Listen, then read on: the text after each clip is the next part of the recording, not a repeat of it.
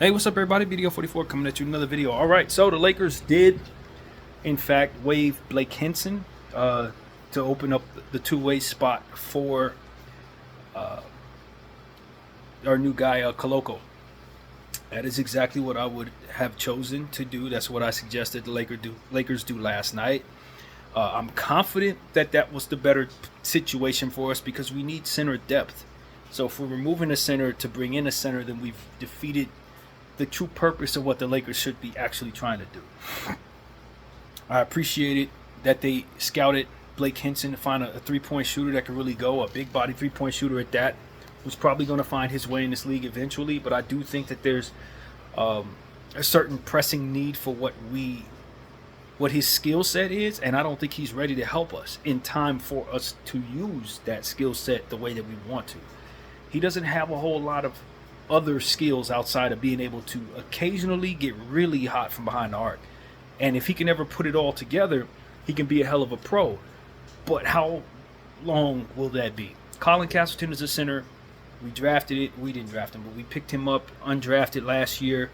One of the choices of mine to bring in before people even really knew who he was. I saw some footage of him and I suggested to this channel that we go get the guy. So far be it from me when he hasn't even shown what he can do yet, hasn't even really been put in a position to do what it is that made me excited about bringing him in. There's no reason for me to be moving on from him. Not if I'm in charge.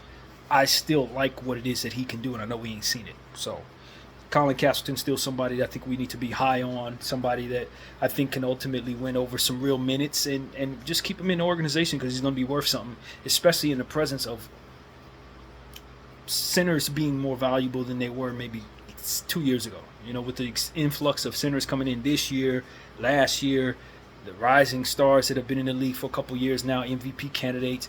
It's just a lot of centers out there that need to be reckoned with, and if you have people that can play that position, you got to get ahead of that in regards to the value that they provide.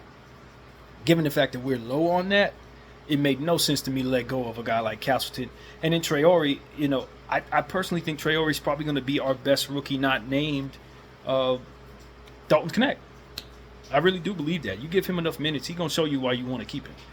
He's an energy guy, a put-back dunk dude, a person who's going to set good screens, a person who's going to run the floor very well, going to dive for loose balls, get steals with his length. Like, he's not a one-trick pony.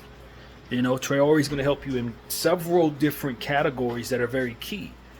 And, you know, if you got a guy that's 6'9", 6'10", with long arms who has a lot of energy, you could put him down there and he's just going to get buckets. I think of a guy that we had, I wish his name would come to mind.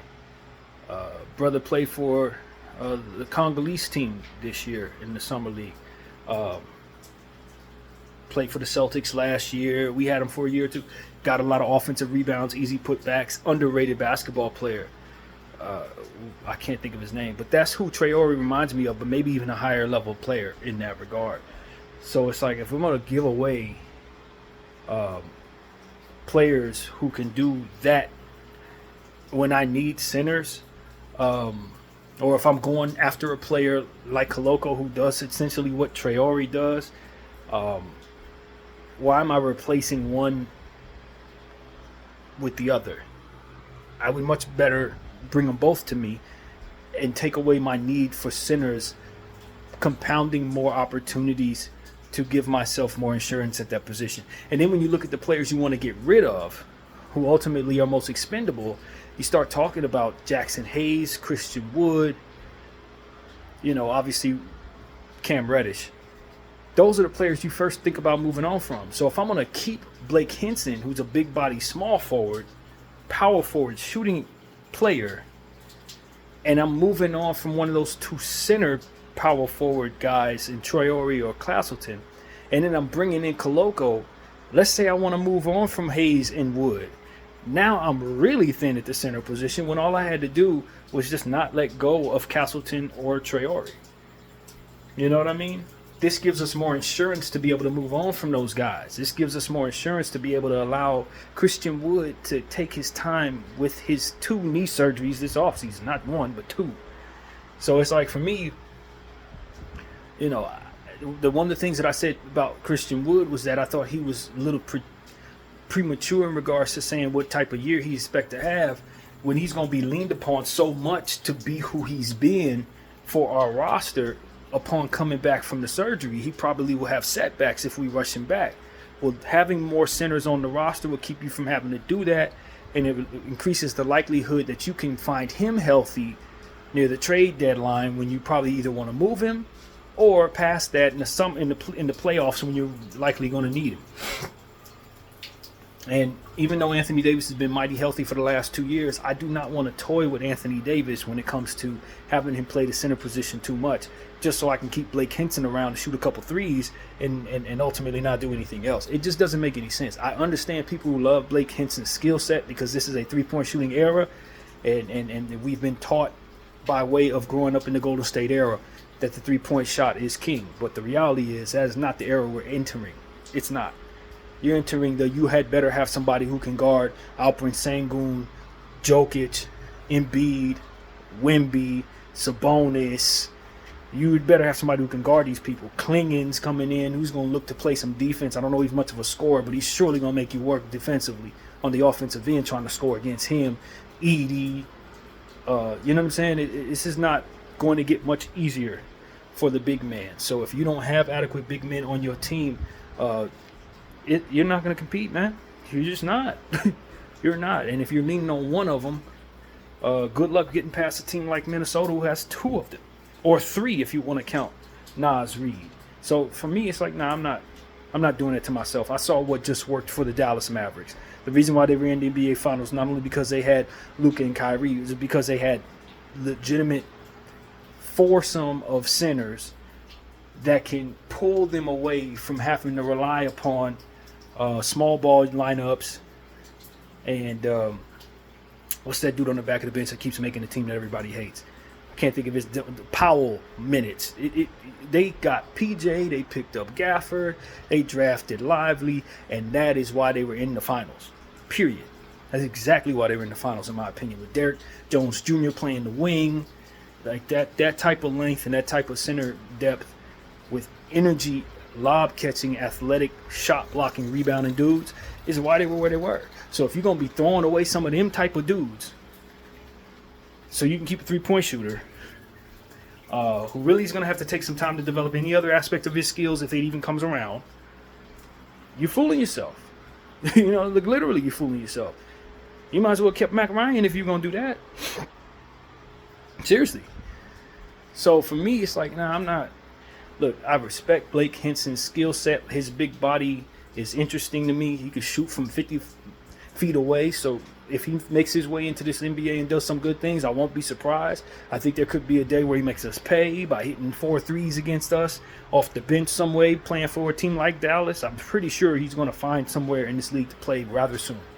And I'm not certain I won't regret not having him on the team. But based on the circumstances of what we have right now, coupled with the likelihood that it's going to be difficult to make moves, you just can't count on being able to find a center. If we could, we wouldn't be in this position in the first place. So that's what I say to all the people who wanted us to drop Castleton or Traore. You had center issues.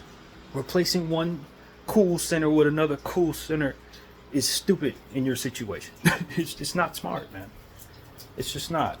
And for a while, like I said, we could use Traore's skill set. Henson's skill set. He's not going to be on the floor to show us that skill set because he's got so many other things to work on before he's a pro. You know what I'm saying? And he showed us that in the Summer League. If you watch every Summer League game, he had about one really good Summer League game. The rest of the games, he was bad. Like, bad.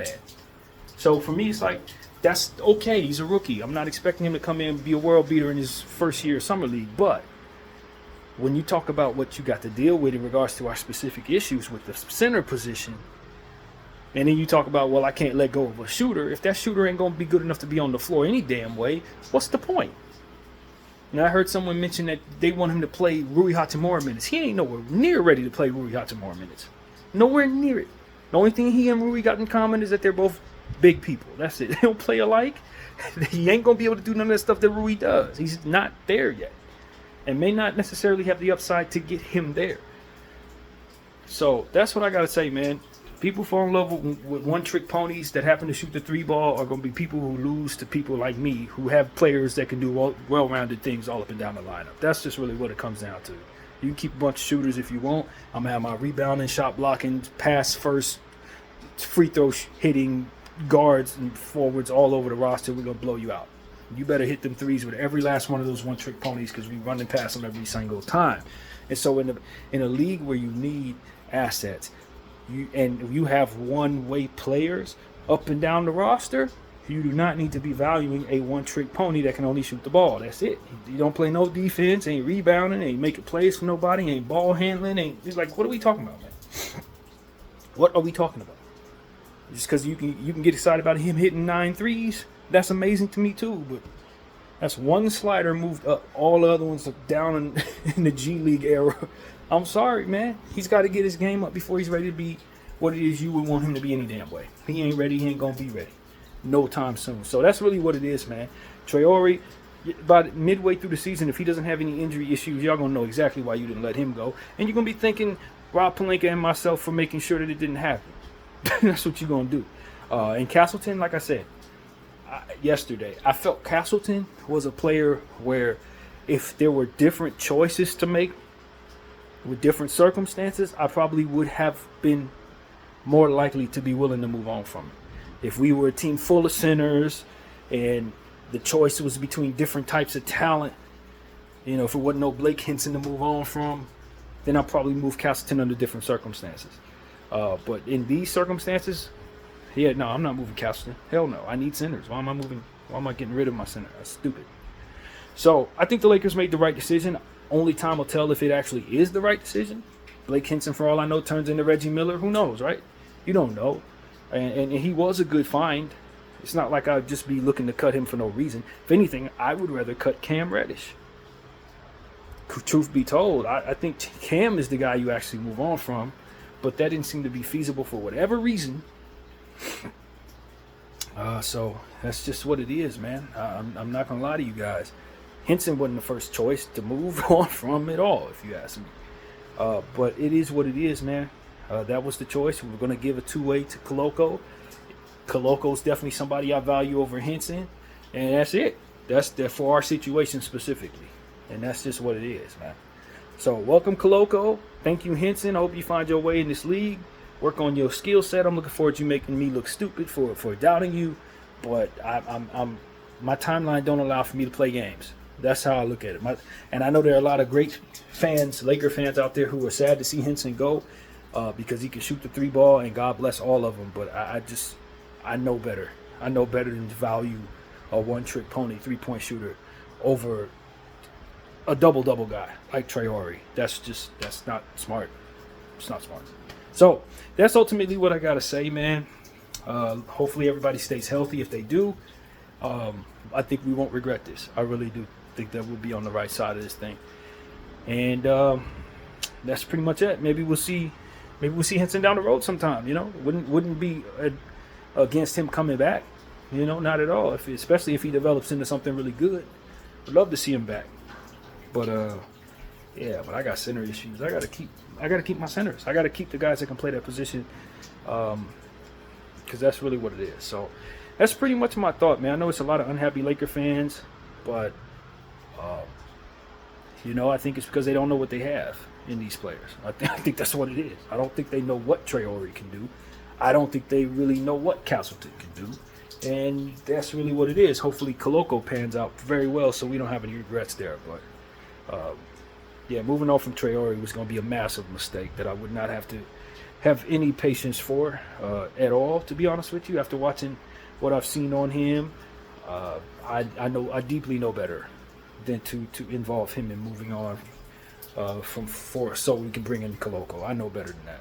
Absolutely not. You don't want just one of them. You want both of them. And you want them on the floor together in garbage time minutes. So that's pretty much my thought, man. I don't know if that spacing would allow for that. Traore's going to have to continue to work on his three because I don't think Koloko has that upside there. But, I'm not unhappy at all. This is exactly what I wanted the Lakers to do if it was a choice between the three players. This is the only move to make, man. So that's really the thought, man. Hopefully, the next couple of weeks can go by rather quickly. October 4th is the day where we will have some summer league some preseason basketball to discuss, and so I'm ready for that. I've had a nice summer.